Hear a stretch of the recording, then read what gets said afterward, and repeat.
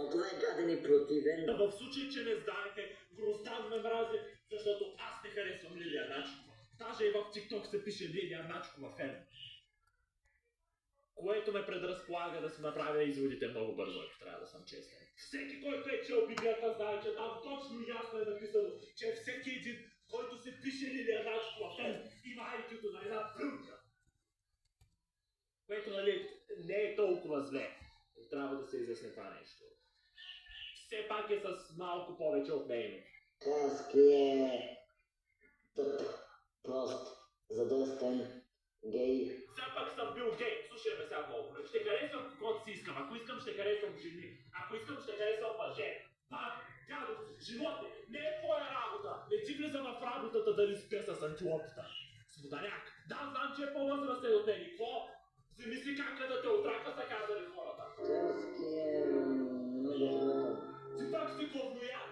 Краски между другото е много недъгъв.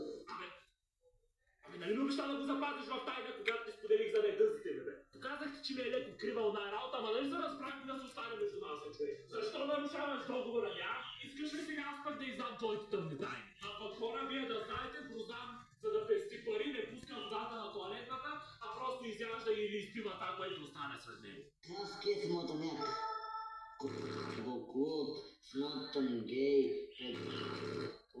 уличник. Какво стана, бе? Какво стана, бе?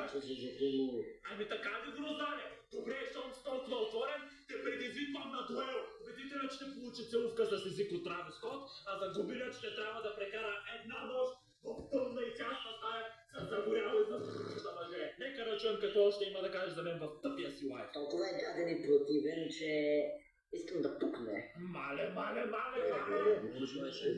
Не дей така са. Не си го пожелавам, Пълмел чак след седмица. Не! Защо ми говори така? Не мога да го разбера. Не го разбирам, защото аз, примерно, никога не съм хейтил никого в интернет. Винаги гледам да съм възможно най-миличък и добър с всеки. И накрая какво? Получавам такава омраза на среща. Нали уж хейтенето в интернет беше забранено? Нека TikTok се самосезират и направят нещо по въпроса. Такова поведение не може да бъде толерирано. Очевидно е, че се опитва да ме унищожи. Това не е готово. Ще обидя за последно краски. Разбирам, то това е като някаква поредица. И това сигурно е финала на сезона. Добре. Нека да видим какъв финал ни е подготвил. Краски Слушам те, Букук. е гей. За нищо.